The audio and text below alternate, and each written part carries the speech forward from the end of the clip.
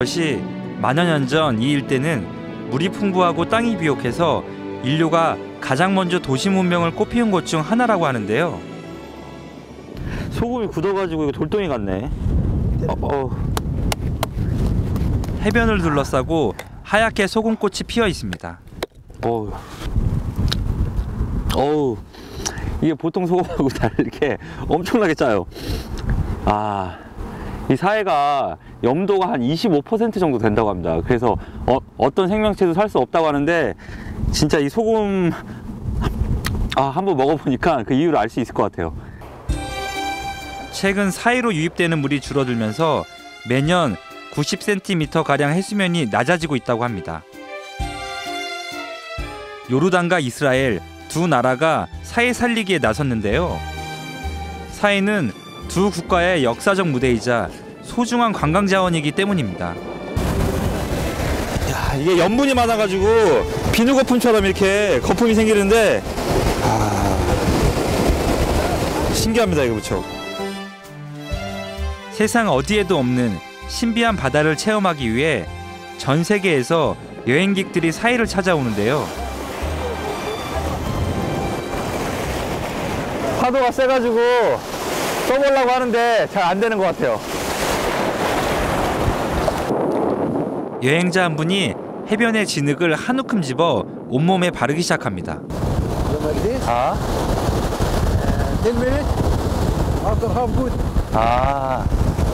세기의 미녀 이집트의 클레오파트라가 반했다는 사해의 진흙입니다.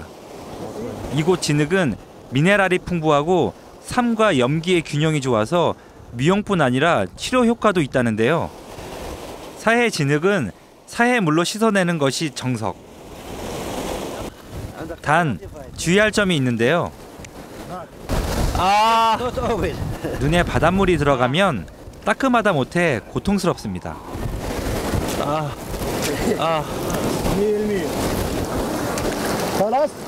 오케이.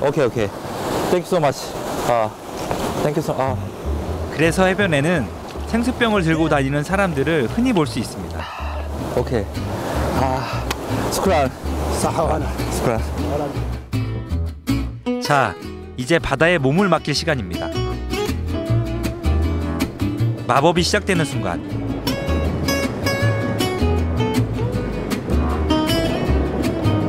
진짜 신기해요.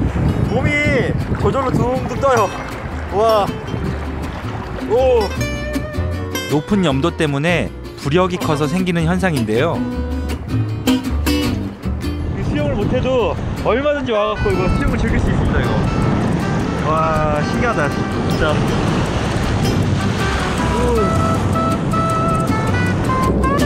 찰랑대는 파도에 편안히 누워 사해를 느껴봅니다. 이번엔 예수의 흔적을 따라가 볼 생각입니다. 사해 북단에서 약 6km 위에 있는 베다니를 거쳐 마인 온천으로 향합니다. 2000년 전 세례 요한이 예수에게 세례를 베푼 장소입니다. 사람들의 시선이 강 건너 이스라엘 지역에 쏠려 있는데요. 마침 세례식이 열렸기 때문입니다. 이스라엘에 이어 기독교인이 가장 많이 찾는 순례지가 요르단인데요.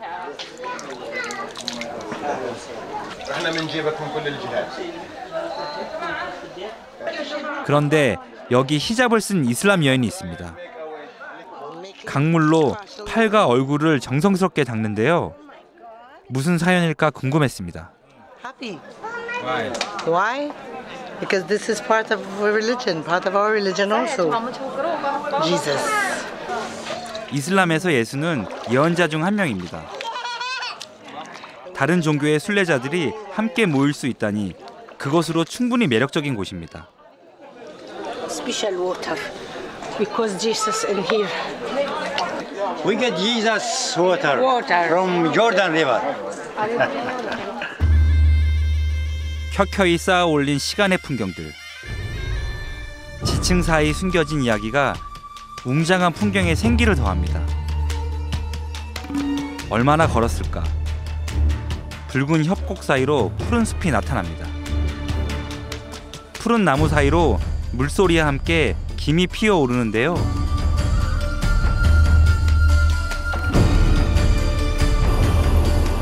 저도 모르게 풍경 속으로 발걸음을 들여놓았습니다. 여기서 온천수가 지금 내려오는 것 같아요.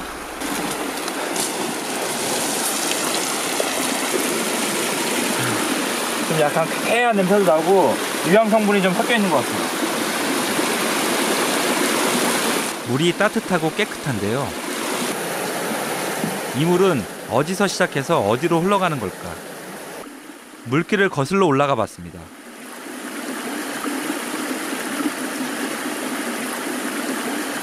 비밀의 장소 같은데요. 황량해 보이는 이 계곡에 이렇게 온천수가 지금 흐르고 있는데 이 온천수 때문에 이 나무도 지금 푸르게 지금 잘 자라는 것 같습니다. 기묘한 모습을 하고 나무 한 그루가 서 있는데요. 나무 밑동에 작은 폭포가 있습니다. 폭포의 모습이 마치 나무 뿌리를 닮았는데요. 물의 여정을 따라 이번엔 계곡 아래로 내려가 보겠습니다.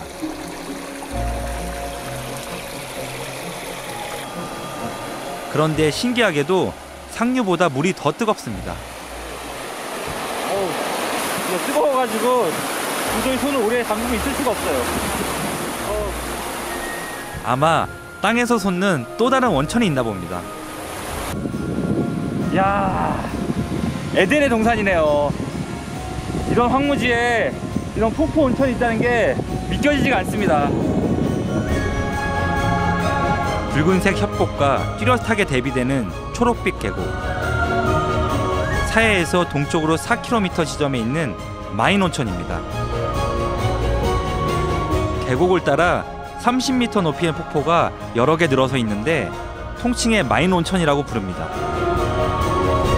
세계적으로 이렇게 거대한 규모의 온천 폭포는 보기 드물다고 합니다.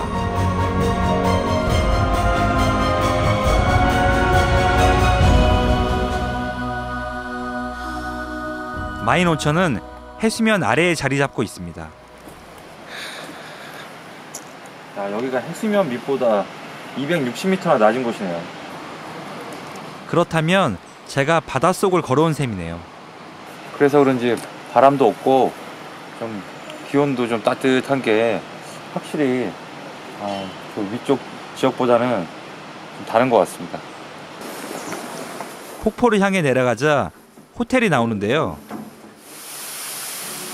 마인 온천은 지친 심신을 달래거나 피부병이나 관절염을 치료하기 위해 세계 각지에서 사람들이 찾아오는 요르단의 대표적인 휴양지입니다.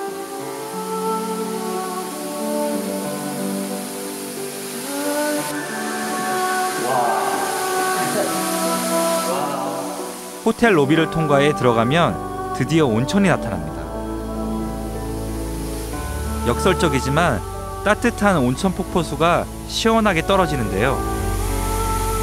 50에서 60도로 발원한 온천수는 절벽에서 떨어지며 온천욕 하기 좋은 온도로 맞춰집니다.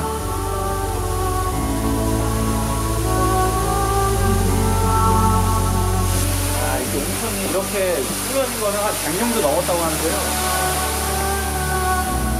자연 온천을 그대로 살려 만들었다고 합니다.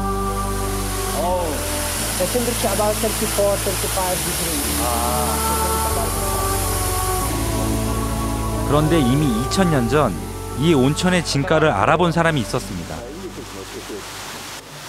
King Herod has often visited this place and was enjoying and relaxing this place.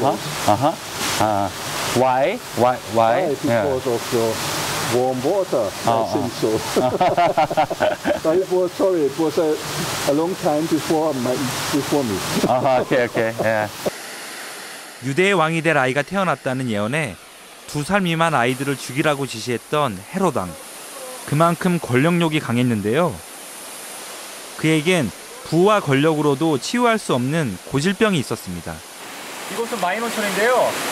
헤롯 왕이 피부병을 고치기 위해서 이용했던 온천으로 유명한 곳입니다.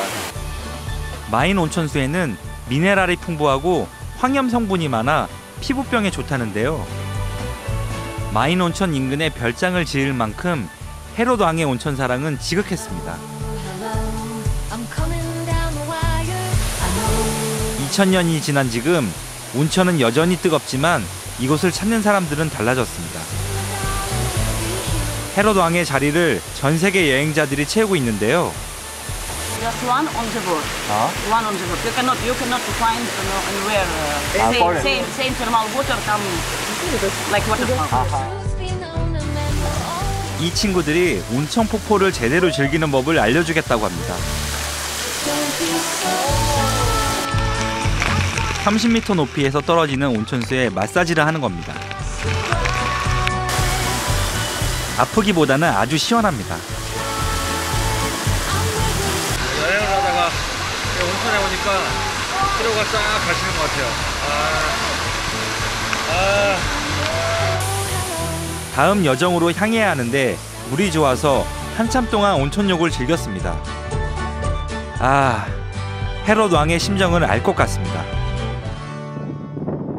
온천에서 조금 지체한 사이 해가 떨어지고 말았습니다. 식당도 대부분 문을 닫았는데요. 가이드 까심이 고맙게도 저희를 초대해줬습니다. 케밥을 사갈 생각인데요. 케밥은 중앙아시아와 아라비아 유목민들이 고기를 간단하게 요리해 먹던 데서 유래했다고 합니다.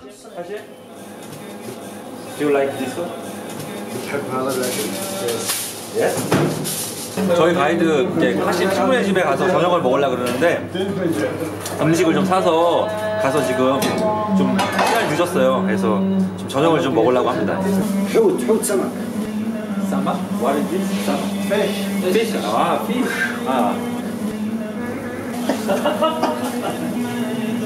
아랍권을 여행하다 보면 케밥을 정말 많이 먹게 되는데요. 생선구이가 있는지는 몰랐습니다.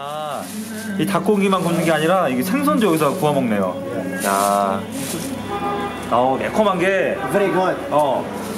이 숯불에다 구워 먹으면 진짜 맛있을 것 같아요. 꼬치에 끼워 굽는 시식 케밥입니다. 냄새가 아주 좋습니다. 배가 많이 고파서 도와준다는 핑계로 고기 주변을 서성거렸습니다. 손짓 발짓 아는 단어들을 긁어 모아 대화도 시도해 보았는데요. 뭔가 통하긴 했을까요? 케밥은 빵에 각종 재료를 넣어 쌈처럼 먹는데요. 집에 가져가기 위해 재료를 따로 담아 포장했습니다.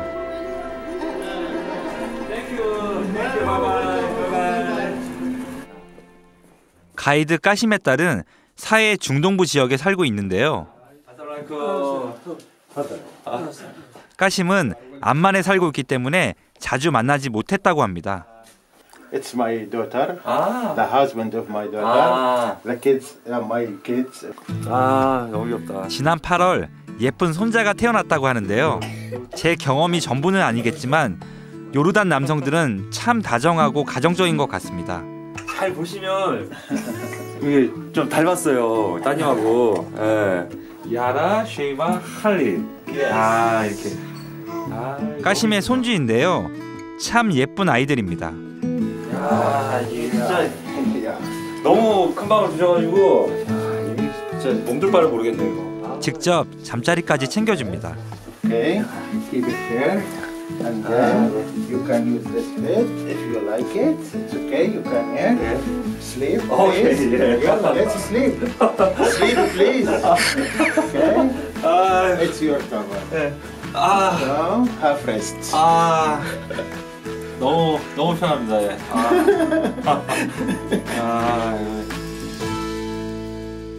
Where do you sleep? Choose where you want to sleep. Where you? I will where do sleep you with sleep? you with this place. Okay, yeah. Okay. 난로를 켜니 공기도 금방 따뜻해졌습니다. 사온 케밥으로 가볍게 시장길을 달려야겠습니다. 매콤한 냄새에 벌써 군침이 도는데요. Can choose. So good. 여행 내내 저와 함께해서인지 까심의 가족이 마치 제 가족처럼 친근하게 느껴집니다. Thank you so much. Thank you so much. Welcome. 야, 진짜 어디 가나 요르단 사람들은 친절하고 진짜 이렇게 마음이 따뜻한 것 같아요. 이번 여행이 참 행복한 것 같습니다. 그날 밤 까심 덕분에 단잠을 청할 수 있었습니다.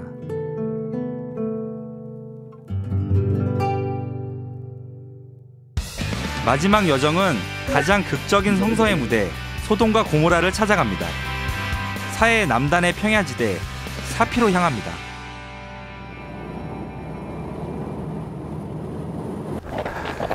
Where are you going? To Aqaba. Huh? Aqaba. To Aqaba, yeah. To Aqaba. True. Good luck. Nice to meet you. 야, 이게 먼 길을 가시니까 여기 물도 있고 이쪽에 이제 그 오는 차량들을 보기 위해서 백밀러도 달려 있고 이제 GPS? Yes. 아, 저는 처음 보는 자전거였는데요. 장기 여행자답게 준비가 철저합니다. 누워서 페달을 밟으면 속도가 느리지 않을까 싶었는데 웬걸요? 이 보통 체력이 아니고는 못할 것 같은데 대단하시네. 이분들을 보니 자전거로 하는 세계 일주에 저도 한번 도전해보고 싶어지네요. 바이바이. 굿럭. 언젠가 낯선 길 위에서 다시 한번 마주칠 수 있기를 기대해봅니다. 오늘 여행 일정이 조금 꼬이기 시작했습니다. 타이어에 구멍이 났는데요. 차에 있는 보조 타이어로 교체했는데 노력한 보람이 없습니다. 타이어를 갈았는데 바람이 없어요. 아니면 이게 빵꾸가 원래 나이턴 타이어든가. 덜덜거리는 차를 끌고 가까운 마을에 도착했습니다. 정비소에 차를 맡기고 마을을 둘러보니 벽돌 공장이 있네요. 현지 사람을 많이 만나자는 게 제 여행의 원칙인데요. 안에 보시면 거푸집처럼 이렇게 구멍이 송송 이게 벽돌에 뚫리게 틀이 있네요.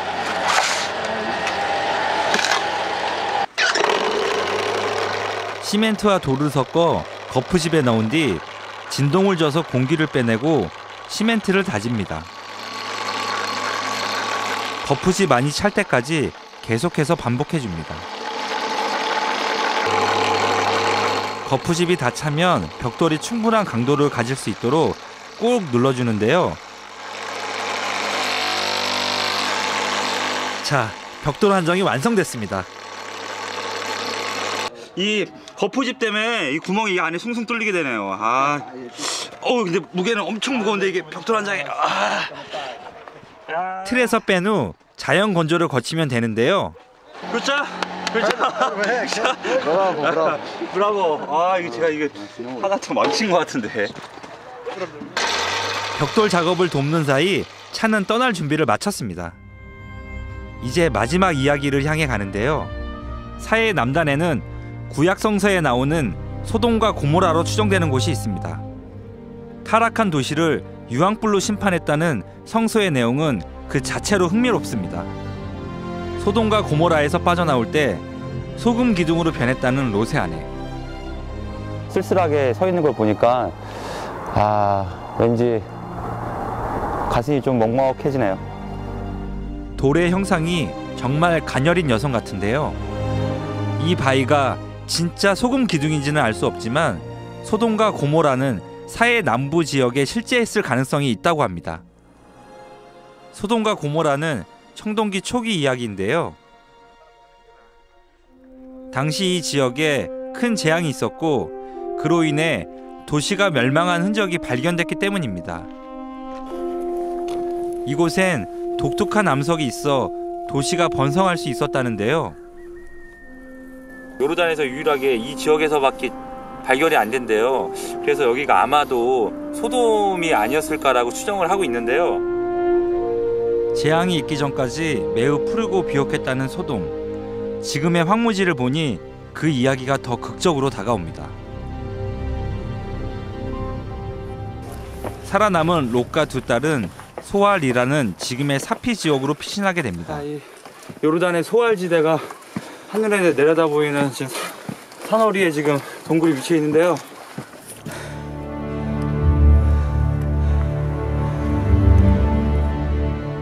여기가 롯이 기거했다는 동굴입니다.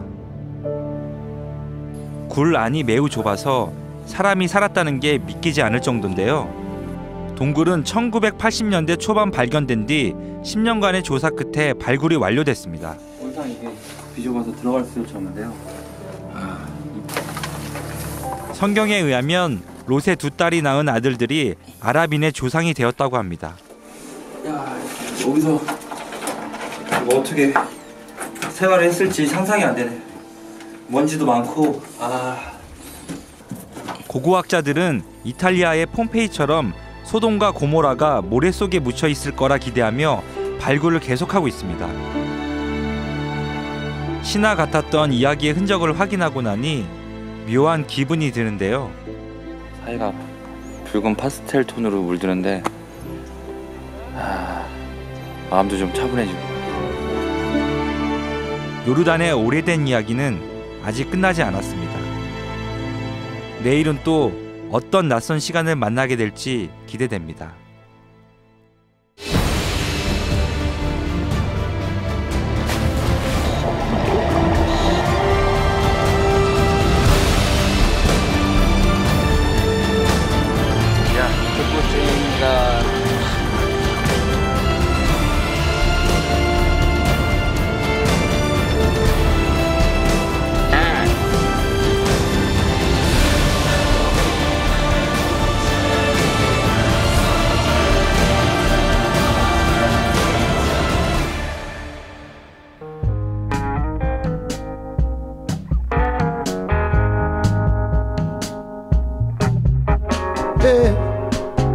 La la,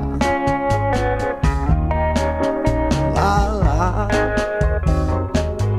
Yeah, I'm building a house so it can fall at the first break. If a cement don't stick, but I've been told